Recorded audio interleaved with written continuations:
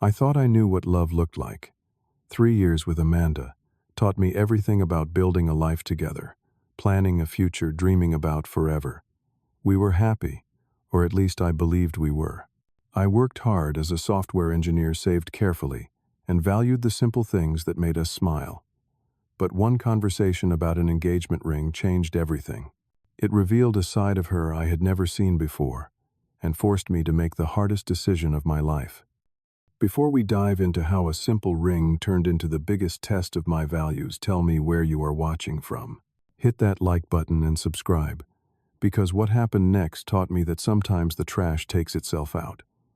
You will want to hear how standing up for what you believe in can actually set you free. I met Amanda on a Tuesday afternoon 3 years ago at a local coffee shop called The Daily Grind.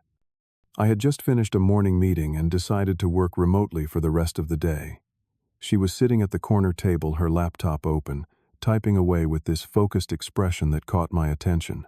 When she looked up and our eyes met, she smiled. It was warm and genuine, the kind of smile that makes you feel like you have known someone forever. We started talking when she asked if I could watch her stuff while she grabbed another coffee. That 5-minute conversation turned into an hour, then into dinner plans. Then into 3 years of what I thought was a solid relationship. Amanda worked as a marketing manager for a mid-sized firm downtown. She seemed grounded back then, laughing at my terrible jokes about coding bugs, and genuinely interested in my passion for building software solutions that helped small businesses. Our early dates were simple and perfect. We hiked trails around the city every Saturday morning, getting up at 6 a.m. to catch the sunrise from the summit. We cooked meals together in my tiny apartment kitchen, attempting recipes we found online, and laughing when they turned out absolutely terrible. Movie nights meant curling up on the couch with homemade popcorn, not expensive theater tickets. She wore jeans and comfortable sweaters, her hair pulled back in a casual ponytail. There was no pretense, no performance. Just two people enjoying each other's company. I was making about $75,000 a year at that point, a decent salary for a software engineer with 5 years of experience. I was not rich by any means, but I was comfortable. More importantly, I was responsible. I had a savings account that I contributed to every month, a retirement fund, and a clear plan for the future. I wanted to buy a house someday, maybe start a family. Those goals required discipline and smart financial choices. Amanda seemed to appreciate that about me. She would talk about how refreshing it was to date someone who was not trying to impress her with flashy cars or expensive restaurants. She said she valued authenticity over materialism. I believed her completely. Why would I not? Everything about our relationship reinforced those shared values. But looking back now, I can see when things started to shift. It was subtle at first, so gradual, that I almost missed it entirely. About 2 years into our relationship, Amanda started changing her shopping habits. She came home one day with a designer handbag, a sleek black leather thing with a gold logo that I did not recognize. When I asked about it casually, she explained that she needed to look more professional for client meetings. That made sense to me. Appearance matters in the business world, and if a nice bag helped her feel confident, I was not going to question it. Then came the shoes, expensive heels that cost more than my entire shoe collection combined. Then sunglasses, scarves, and eventually a watch that cost nearly $2,000. Each purchase came with a rational explanation. She needed these things for work, for networking events, for making the right impression. I accepted those explanations because I trusted her judgment and did not want to be the controlling boyfriend who monitored every dollar she spent. Her money was her own. But the explanations started feeling thinner when her conversations began shifting too. She talked more and more about her coworkers and their lifestyles, how Jennifer just bought a new BMW, how Marcus and his wife took a vacation to the Maldives, how everyone in her department seemed to be upgrading their lives, moving to bigger apartments, wearing better clothes, driving nicer cars. One evening, we went out to dinner with some of her work friends. It was at an upscale restaurant downtown, the kind of place where they do not list prices on the menu, and the portions are small enough to fit on a dessert plate. I felt out of place immediately, but I tried to be supportive. This was important to Amanda, so it was important to me. The conversation that night made me uncomfortable in ways I could not quite articulate at the time. Everyone talked about investments, but not the boring kind like index funds and retirement accounts. They discussed investment pieces, designer bags that held their value, limited edition watches that appreciated over time, luxury cars as assets. It was like listening to people speak a language I had learned but never actually used. Amanda fit right into those conversations. She laughed at their inside jokes about brands I had never heard of. She nodded knowingly when someone mentioned a collection I did not know existed. When did she become fluent in this language? When had these things started mattering to her? On the drive home that night, I mentioned feeling a bit out of place. Amanda squeezed my hand and said not to worry, that her friends could be a little much sometimes. But there was something in her voice, a slight edge of disappointment maybe, that made me wonder if she was embarrassed by my discomfort. The thought bothered me more than I wanted to admit. Still, I pushed those concerns aside. Relationships go through phases, I told myself. People change and grow. Maybe Amanda was just exploring a new interest, finding her style, figuring out what made her feel good. As long as we still had our foundation of love and respect, we would be fine. I had no idea how wrong I was about that foundation. After 3 years together, I decided it was time. I wanted to marry Amanda to build that future we had talked about during those early morning hikes and late-night conversations. Despite the changes I had noticed, I still believed we were solid. I still loved her, and I thought she loved me for who I was, not what I could buy her. I started researching engagement rings about 2 months before I planned to propose. I read articles, watched videos, talked to married friends about their experiences. I learned about the 4 C's, about settings and styles, about what makes a quality diamond versus just a big one. I wanted to get this right, to choose something beautiful and meaningful that Amanda would love. My budget was $5,000. That was not a random number pulled out of thin air. It represented careful savings over 6 months, money I had set aside specifically for this purpose. It was a significant amount to me, a real sacrifice that meant delaying other financial goals. But Amanda was worth it. Our future was worth it. I found the perfect ring at a local jeweler who specialized in custom designs. The center stone was a half-carat diamond, not huge by modern standards, but it was flawless. The clarity was exceptional, the cut was ideal, and it caught the light in a way that made it sparkle like something much larger. The setting was elegant platinum, with small accent stones on either side, a timeless design that would never go out of style. The jeweler assured me it was a ring that represented quality over quantity, substance over flash. I was excited. I kept the receipt in my wallet and looked at the photo on my phone probably 100 times. I started planning the proposal itself, thinking about taking Amanda back to that coffee shop where we first met. I would arrange with the owner to have our corner table reserved. Maybe get some flowers delivered. It would be intimate and personal, a celebration of our beginning and our future. But I never got to execute that plan. One evening, about 3 weeks before my planned proposal date, I was sitting on the couch with my laptop, looking at the ring photo one more time, and smiling to myself. Amanda walked up behind me to ask what I wanted for dinner, and saw the screen over my shoulder. Her reaction was not what I expected. There was no gasp of delight, no excited squealing, no tears of joy. Instead, she went very quiet. Then she asked in a carefully controlled voice if she could see the ring details. My heart was pounding as I showed her the photos and specifications. I had wanted it to be a surprise, but maybe this was better. Maybe she would appreciate being included in the decision. I started talking about why I chose this particular ring, about the quality of the diamond, about the timeless design. Amanda listened with her arms crossed. When I finished, she asked the question that would change everything. How much did it cost? I told her. $5,000. I said it with pride, expecting her to be impressed by my careful planning and significant investment. Her face went pale, actually pale, like I had just told her something horrifying. That is it. The words came out flat and cold. $5,000. I did not understand her reaction. Amanda, that is a lot of money. It is a beautiful ring with a perfect diamond. The quality is incredible. She laughed, but there was no humor in it.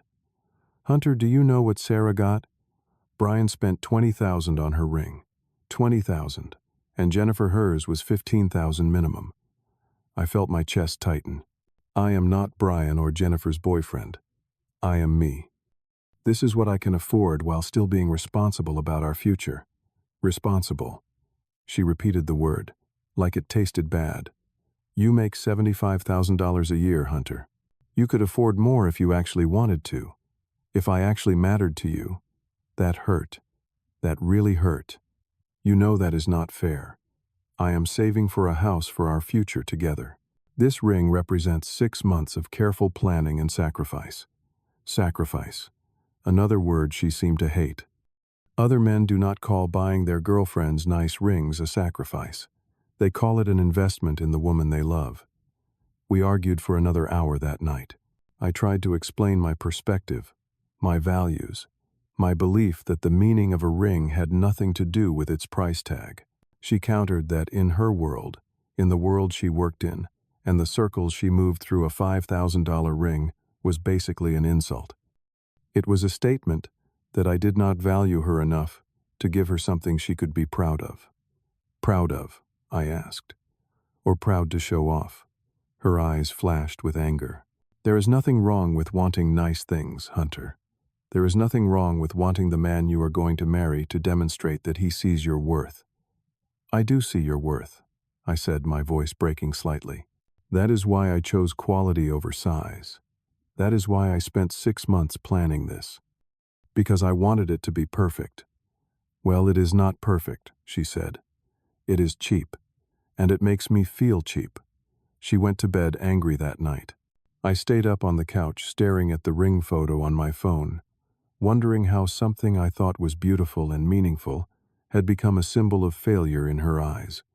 But that was just the beginning of the nightmare. Over the next week, Amanda brought up the ring constantly.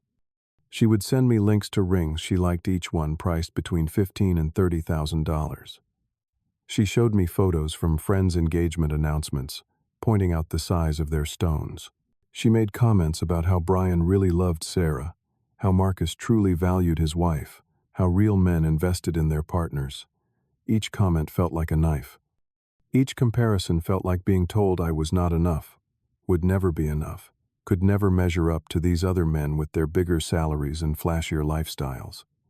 I tried explaining the practical realities. A house down payment required serious savings. Student loans still needed paying. Retirement accounts needed funding. If I spent $20,000 on a ring, it would set back every other goal by years. Was that really what she wanted? To start our marriage buried in debt or with no emergency fund just so she could have a bigger diamond? Amanda's response chilled me. If you really loved me, you would want me to have the best. You would find a way to make it work. But you are just making excuses because you are cheap. Cheap. She actually called me cheap. Not frugal, not responsible, not careful. Cheap. I started noticing other things that week. How she would turn her hand away when talking to friends, as if hiding her bare ring finger. How she would go quiet when her coworkers discussed engagements.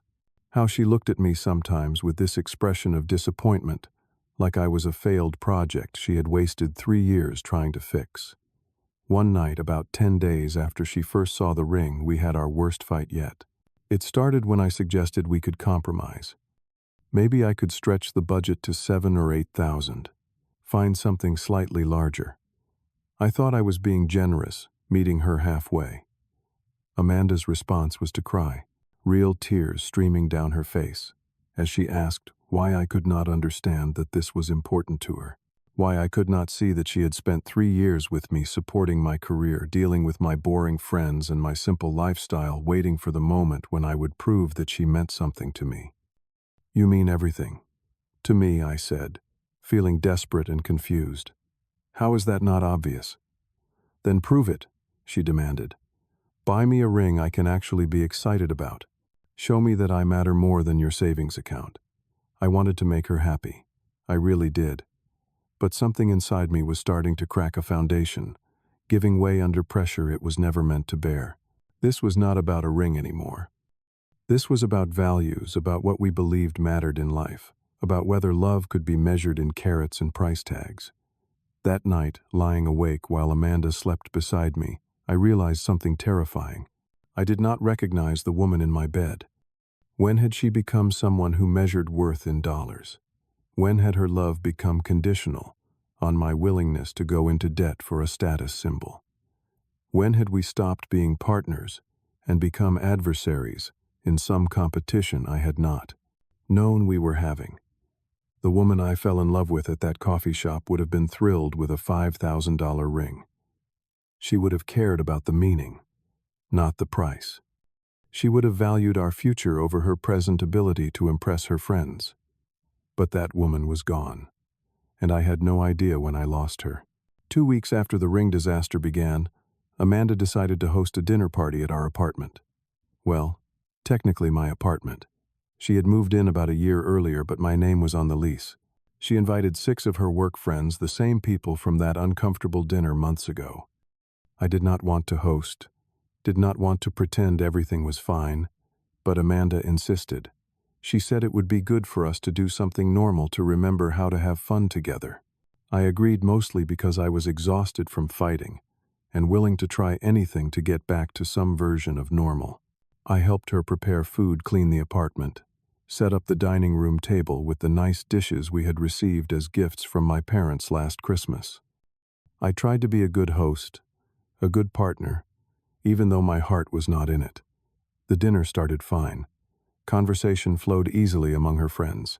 I participated where appropriate, laughed at jokes, refilled wine glasses. I was doing okay, holding it together, playing my part. Then someone asked Amanda about wedding plans. I should have seen it coming. I should have prepared. But I was caught completely off guard when Amanda's expression shifted to something sad and resigned. Well, she said, her voice carrying just the right note of brave disappointment.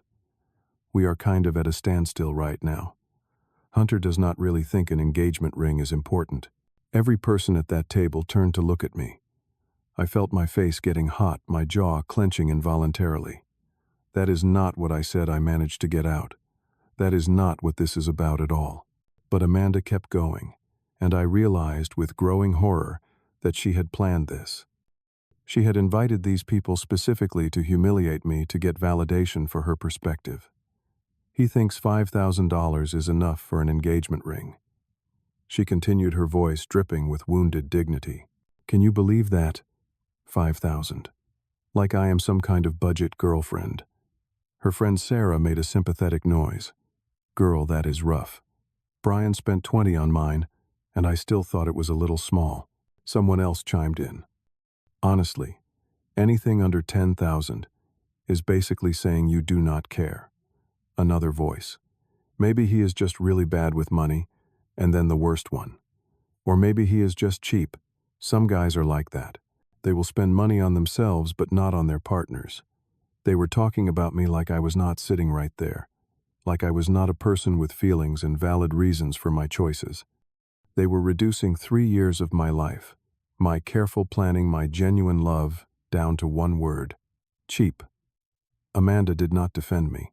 She just nodded along, accepting their sympathy, basking in their validation. She looked at me across the table with this expression of sad vindication, like their agreement proved she had been right all along. I made it through the rest of dinner on autopilot. I served dessert, made coffee, smiled when appropriate. But inside something had broken completely. This was not fixable. This was not a rough patch or a communication issue. This was fundamental incompatibility, a complete misalignment of values and respect. When the last guest left around 11 p.m., I started clearing dishes without saying a word. Amanda came into the kitchen, still riding high on the validation from her friends. See, she said, everyone agrees with me. Everyone thinks 5,000 is ridiculous. I put down the plate I was holding and turned to face her. My hands were shaking slightly, but my voice came out steady. "Why did you do that?" She blinked, confused by my calm tone. "Do what humiliate me in front of your friends. Make me sound like some terrible boyfriend who does not care about you. Reduce everything we have been through to a price tag." "I was not humiliating you," she protested. "I was just being honest. You are embarrassing me with your cheapness, Hunter. Either you buy me a ring I can actually show off, or we are done. I am not going to spend the rest of my life explaining to people why my husband could not afford a decent ring." There it was, the ultimatum, the final line drawn in the sand. I looked at Amanda, really looked at her, and saw a stranger. This woman cared more about what her coworkers thought than what I felt. She valued their approval more than my dignity. She was willing to humiliate me publicly, to prove a point about material worth. And in that moment I felt something shift inside me. Not anger, not hurt, but clarity. Perfect, crystal clear clarity about what I needed to do. "You are right," I said quietly. "We are done." Amanda laughed, a short, disbelieving sound. "What, Hunter, I did not mean it like that. I am just trying to make you understand how important this is." "I understand perfectly," I said. "And you are absolutely right. We are done. This relationship is over." Her face went pale. "You cannot be serious. You are breaking up with me over a ring." "No," I corrected her. "I am breaking up with you because you just spent an entire evening humiliating me to prove a point. I am breaking up with you because you called me cheap in front of 6 people who were strangers to me. I am breaking up with you because you have become someone I do not recognize, someone I do not want to spend my life with." Amanda started crying, real tears, this time not the strategic ones she had used during our fights. "Hunter, please. I am sorry. I should not have said those things. I was just frustrated. We can work through this." But I was done working through things. I was done compromising my values to fit into her vision of what our life should look like. I was done being measured against other men, other salaries, other lives. I wanted to marry someone who valued love over logos. I told her, my voice steady despite the pain in my chest. I wanted to marry someone who cared about building a future together, not just displaying wealth. "You have changed into someone I do not know anymore, Amanda. Or maybe you were always this person, and I was too blind to see it." She reached for my hand, but I pulled away. "No, I am serious about this. We are done. So that is it." Her voice rose to something close to hysteria. 3 years, and you are just throwing it away because I want a nice ring. You are the one who threw it away," I said, feeling a surge of anger break through my calm. "You threw it away when you decided a diamond was more important than my dignity. You threw it away when you valued impressing your friends over respecting your partner. You threw it away the moment you called me cheap." I went to the bedroom and grabbed the pillow and blanket from our bed. "I am sleeping on the couch tonight. Tomorrow we can talk about you moving out." "Moving out?" She followed me to the living room. "Hunter, this is crazy. You are being completely unreasonable."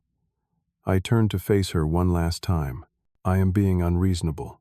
You humiliated me in my own home to people I barely know. You called me cheap because I would not go into debt to buy you a status symbol. You made it clear that my love, my time, my effort over 3 years means nothing compared to how much money I am willing to spend on your finger." "That is not fair," she protested. "No," I agreed. "It is not fair. None of this has been fair. But it is over now. We are done. For real." I lay down on the couch and turned away from her. After a long moment, I heard her footsteps retreating to the bedroom and the door closing with a definitive click. I did not sleep that night. I lay awake thinking about 3 years of my life, about the woman I thought I knew, about the future I had been planning.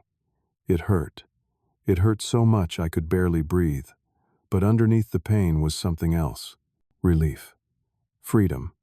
The knowledge that I had made the right choice, even if it was the hardest one. Over the next 2 days, Amanda tried everything. She apologized, cried, promised to change. She said she did not care about the ring anymore, that she had been stupid and shallow and wrong. She begged me to reconsider, to give her another chance to remember what we used to mean to each other. But I had seen behind the curtain. I knew what she really valued, what she really believed, and I could not unsee it. I could not unhear those words in front of her friends. I could not forget how easily she had humiliated me to make herself feel validated. I gave her a week to find a new place and move her things out. She took most of that week moving slowly, leaving little notes around the apartment, love letters really begging me to change my mind. I read them all, but they did not change anything. If anything, they made me more certain of my decision, because none of them acknowledged the real problem. They were all about her feelings, her mistakes, her wanting another chance. None of them showed any understanding of why I was hurt, why I felt betrayed, why I could not trust her anymore. On the day she moved the last box out, Amanda stood in the doorway and made one final attempt. "I will never forgive myself. For this," she said, tears streaming down her face. "I will never find anyone like you again." "You are right," I said, not cruelly but honestly, because anyone like me would not put up with being treated the way you treated me. Find someone who measures love in dollars, Amanda. Someone who thinks price tags equal worth. You will be happier, and so will I. She left without another word. I closed the door and stood in my apartment, suddenly empty and quiet, and took my first deep breath in 3 weeks. The first month after Amanda left was brutal. Not because I missed her exactly, but because I was grieving the person I thought she was. I was mourning 3 years of invested time, of shared experiences, of a future I had been planning that would never exist now. I did not go out much. I worked, came home, ate simple meals, and spent my evenings reading or working on personal coding projects I had neglected during the relationship. My apartment felt empty, but it also felt peaceful in a way it had not in months. No tension in the air, no walking on eggshells, no feeling judged for my choices. My close friends were incredible. My best friend Marcus, a guy I had known since college, came over every weekend. We would order pizza, play video games, and he would listen when I needed to talk. He never said "I told you so," even though he had expressed concerns about Amanda's changing attitude months earlier. He just supported me, reminded me that I deserved, better told me that walking away took real strength. Most guys would have caved, he said, one Saturday afternoon. They would have gone into debt, bought the expensive ring, and spent the next 30 years resenting their wives. "You stood up for yourself, man. That takes guts." His words helped more than he knew, because doubt kept creeping in during quiet moments. Had I overreacted? Had I thrown away something good over pride? Should I have just bought the bigger ring and moved on? But then I would remember Amanda's face at that dinner party. The way she had looked at me with such casual cruelty, using my supposed failure as entertainment for her friends, and I would know deep in my bones that I had made the right choice. About 6 weeks after the breakup, I ran into one of Amanda's work friends, Jennifer, at a coffee shop. She recognized me and came over to say hello. I braced myself for judgment or awkwardness, but instead she surprised me. "I owe you an apology," she said, looking genuinely uncomfortable. "That dinner party was wrong. What Amanda did was wrong. I should have said something. I appreciated the gesture even if it came too late to matter. It is okay. It is over now." For what it is worth, Jennifer continued, a lot of us have been talking about how we have let material things become too important, about how we pressure each other to keep up appearances. Amanda was not the only one with messed up priorities. We all kind of feed into it. She paused, then added, "Sarah told me that Brian is actually stressed about money all the time because of that ring. He put it on a credit card, and he is still paying it off, but she will not let him tell anyone, because it ruins the image." I did not know what to say to that. It was sad, really. All these people living beyond their means, drowning in debt just to maintain appearances for people who probably were not even paying that much attention. "I hope you find someone who appreciates what really matters," Jennifer said before she left. "Not all of us have our heads that far up our designer bags." Her words stuck with me. They validated something I had been feeling but had not quite articulated. Amanda and I were not just incompatible. We had fundamentally different values about what made life meaningful, what made relationships work, what actually mattered at the end of the day. I started going to the gym regularly, something I had let slip during the relationship. I reconnected with old friends I had not seen in months. I took a weekend camping trip with Marcus and 2 other buddies, sleeping in tents and cooking over a fire, and remembering what simple happiness felt like. 3 months after the breakup, I heard through mutual acquaintances that Amanda was dating someone new. A guy who worked in finance, apparently. Someone with money to throw around. Someone who could buy her the lifestyle she wanted. I waited for it to hurt, for jealousy or regret to hit me. But all I felt was relief. She had found someone more compatible, someone whose values aligned with hers. And that meant I could stop feeling guilty about ending things. I was hiking alone one Saturday morning about 4 months after the breakup, when I had a moment of real clarity. I was standing at a viewpoint, looking out over the valley below, breathing in the cool mountain air. And I realized I felt lighter than I had in over a year. Free, like myself again. The $5,000 ring was still sitting in its box in my closet. I had meant to return it but never got around to it. That afternoon I took it to a different jewelry store and sold it. Not because I needed the money, but because I needed to let go of what it represented. False hope, misplaced faith, a future that was never going to happen. I took the money and donated half to a local charity that helped families afford housing. The other half went into my savings account where it belonged. Not for another ring, not for impressing anyone, but for building the life I actually wanted to live. I started therapy around that time, not because I was falling apart, but because I wanted to understand what had happened, why I had not seen Amanda's changes earlier, why I had stayed when red flags started appearing, what I needed to look for in a future partner to avoid making the same mistakes. My therapist was a woman in her 50s named Dr. Patricia, who had a no-nonsense way of cutting through my self-doubt. During one session, I mentioned feeling guilty about the breakup, wondering if I should have tried harder. "Hunter," she said, looking at me over her glasses, "when someone shows you who they really are, believe them. Amanda showed you that she values material status over emotional connection. She showed you that she cares more about her image than your dignity. She showed you that your love is conditional on your willingness to meet her financial expectations. Those are not things you can fix by trying harder." "But maybe if I had communicated better," I started to say. She cut me off. "Communication only works when both people are speaking the same language. You speak the language of values and authenticity. She speaks the language of status and acquisition. Those are fundamentally incompatible languages." Her words freed something in me. I stopped second-guessing my decision. I stopped wondering what if. I started focusing on what came next instead of what I had lost. 6 months after the breakup, I felt like myself again.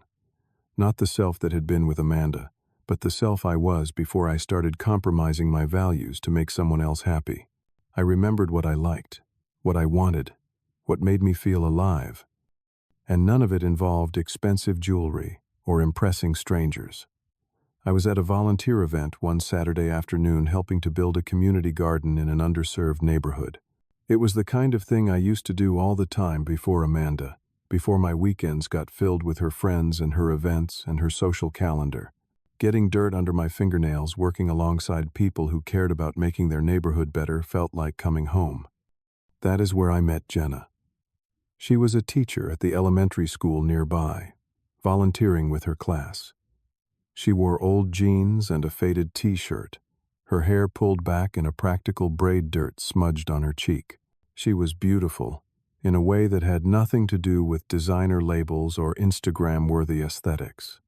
She was just genuinely, authentically present.